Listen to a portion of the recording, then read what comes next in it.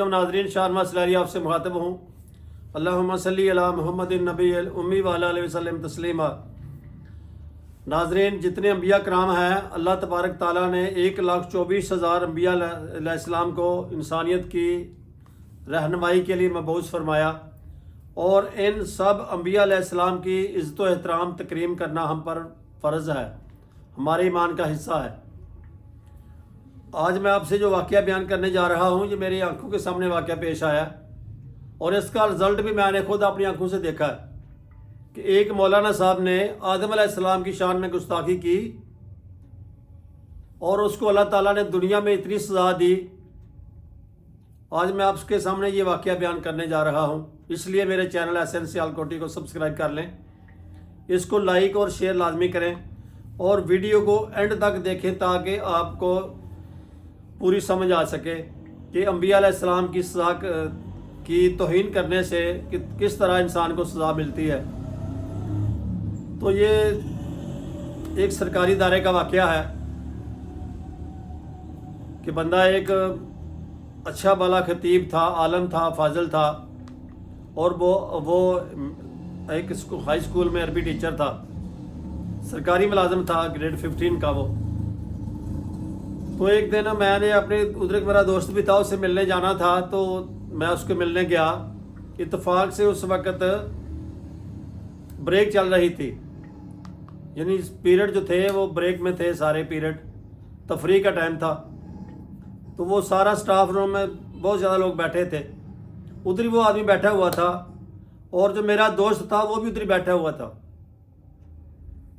میں جا کے ادھر بیٹھ گیا، تو بات چل رہی تھی پہلے انبیاء علیہ السلام کی کہ کتنی انبیاء علیہ السلام کی عمریں ہوئیں، کتنی انبیاء علیہ السلام کے قد ہوئے، فلاں انبیاء فلاں، اس طرح بات چلتے چلتے نا وہ جو عالم صاحب تھے، کسی ایک بڑی مسجد کے خطیب بھی تھے، اور ایک مذہبی جماعت کے بھی وہ بڑے نا اپنا تھے کارکن۔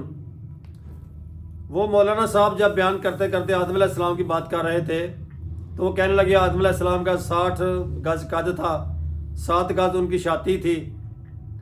تو نعوذ باللہ اس کے فوراً بعد ان کے ذہن میں ایک شرارت سوجی ان کو، اور انہوں نے مذاقیہ طور پر 2-3-4 جملے کہہ دیے۔ تو وہاں پر جو لوگ بیٹھے تھے ان میں سے 1-2 بندے نے اس کو ٹوکا بھی، یار تم یہ نبی علیہ السلام کی شان میں گستاخی کر رہے ہو۔ تو اس نے کہا نہیں میں سچی بات بیان کر رہا ہوں، یہ ہے وہ ہے۔ تو نعوذ باللہ وہ میں الفاظ یہاں آپ کو دہرا نہیں سکتا۔ تو میں نے سوچا کہ یہاں سے فوری طور پر نکل جانا چاہیے۔ میں نے اپنے دوست کو اشارہ کیا، اور ہم دوسرے کمرے میں جا کے بیٹھ گئے کہ یار اس نے تو انبیاء علیہ السلام کی تکذیب اپنا توہین کرنا شروع کر دی، اللہ تعالیٰ کہیں ایسا نہ ہو کہ یہاں پہ کوئی عذاب نازل کر دے۔ تو ہم جا کے دوسرے کمرے میں بیٹھ گئے۔ تو اس آدمی کو تقریباً 1 ماہ گزرا تھا ابھی، اللہ تبارک تعالیٰ نے اپنی گرفت میں لے لیا اس کو، اور ایسا گرفت میں لیا کہ ٹھیک چند مہینوں کے بعد اس کی ڈیتھ بھی ہو گئی، اور اس کو بہت زیادہ اللہ تعالیٰ نے دنیا میں سزا دے دی۔ کسی کو پتہ نہیں ہے، شاید اس کے سٹاف کو بھی یہ بات بھول گئی ہو، لیکن میرے ذہن میں اس وقت بھی یہ بات تھی۔ جب اس کی سسپینشن ہوئی پھر بھی میرے ذہن میں بات تھی، اور اس کے جلدی بعد اس کی ڈیتھ بھی ہو گئی۔ تو وہ بندہ نا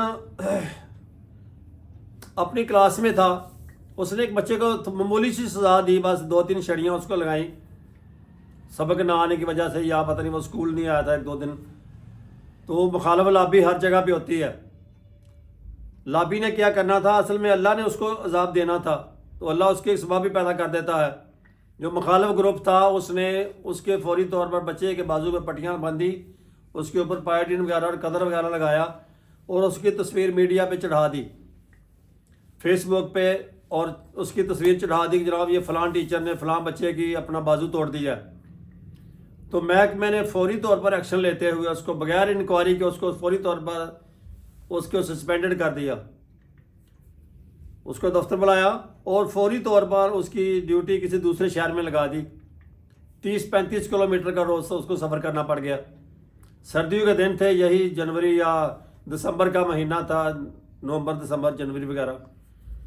وہ بیچارہ 3-4 مہینے جب دوسرے شہر میں گیا روزانہ، پھر اس کو دفتر بلاتے، دفتر میں بلا کے اس کو ذلیل و خوار کرتے، اصل میں اللہ تعالیٰ نے نا اس کے خلاف نفرت پیدا کر دی اپنے سٹاف میں بھی اور دفتر میں بھی، اس کے جو دفتر تھا متعلقہ اس میں بھی اس کے خلاف نفرت پیدا کر دی. تو بندہ اتنا ڈپریشن میں چلا گیا کہ اس کی دفتر والوں سے، اپنے سینئر آفیسر سے اس کی لڑائی ہو گئی. اس نے ان کو بھی لعن طعن کرنا شروع کر دی اور ان لوگوں نے اس کو بطور سزا اس کی سزا مزید سخت کر دی، بجائے اس کو اگنوریٹ کرنے کے، اس کو معاف کرنے کے، اس کی سزا میں انہوں نے مزید اضافہ کر دیا. تو پھر وہ بندہ زیادہ ڈپریشن میں چلا گیا اور اسی ڈپریشن میں اس کی ڈیتھ بھی ہو گئی. اور یہ نہیں پتا کہ اس کے گھر والوں کو اس کی پینشن ملی یا نہیں ملی، یا اس کا کیا آگے ہوا کیا نہیں ہوا، واللہ عالم.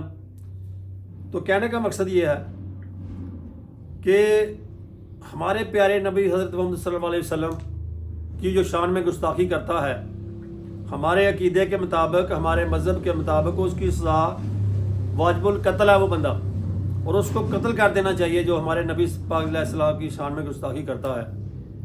اسی طرح اللہ تبارک تعالیٰ کے جو انبیاء اکرام ہیں، قرآن میں صرف 26 انبیاء کرام کا ذکر ملتا ہے، لیکن اللہ تبارک تعالیٰ نے انسانیت کی ہدایت کے لیے 1,24,000 انبیاء اکرام کو مبعوث فرمایا، اور یہ ہمارے لیے سارے کے سارے انبیاء قابل احترام ہیں، اور ان کا ادب کرنا، ان کا احترام کرنا ہمارے ایمان کا حصہ ہے.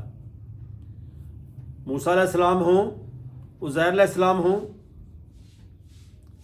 یا عیسیٰ علیہ السلام ہوں، یا کوئی دوسرے انبیاء، ابراہیم علیہ السلام ہوں، موسیٰ یوسف علیہ السلام ہوں، شعیب علیہ السلام ہوں، جون سے بھی انبیاء ہیں، 26 انبیاء علیہ السلام کا قرآن پاک میں ذکر ملتا ہے. تو ان سب کی عزت و احترام کرنا ہمارے ایمان کا حصہ ہے. اللہ تعالیٰ نے قرآن پاک میں ارشاد فرمایا نا کہ اے ایمان والو، اپنی آوازوں کو میرے حبیب، میرے نبی کی آواز سے نیچا رکھو، بلند نہ کرو. ایسا نہ ہو کہ تمہارے سارے اعمال ضائع ہو جائیں اور تمہیں اس کا علم بھی نہ ہو. اسی طرح موسیٰ علیہ السلام، عزیر علیہ السلام صرف یہودیوں کے نبی نہیں ہیں، وہ ہمارے لیے بھی قابل احترام ہیں. عیسیٰ علیہ السلام عیسائیوں کے نبی نہیں ہے، وہ ہمارے لیے بھی قابل احترام ہیں. ہم سب انبیاء کا احترام کرتے ہیں اور یہ ہمارے ایمان کا حصہ ہے. پھر جا کر ہمارا ایمان مکمل ہوگا اگر ہم سب انبیاء علیہ السلام کو نبی مانیں گے تو، اور ان سب کی عزت و احترام کریں گے تو. وہ علیحدہ بات ہے کہ وقت کے ساتھ ساتھ ان کی جو شریعت تھی وہ آنے والے انبیاء پر، جو بعد میں انبیاء آتے تھے، ان کی شریعت پر عمل کرنا لازمی ہو جاتا تھا.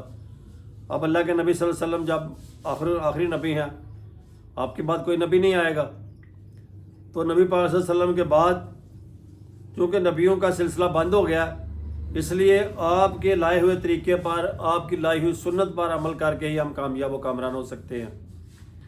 تو میرے کہنے کا مقصد یہ ہے کہ آج کی آپ کے سامنے یہ واقعہ بیان کرنے کا کہ میں نے اپنی آنکھوں سے ایسے آدمی کو دیکھا ہے کہ جس نے آدم علیہ السلام کی شان میں گستاخی کی. وہ الفاظ میں آپ کے سامنے نہیں دہرا سکتا.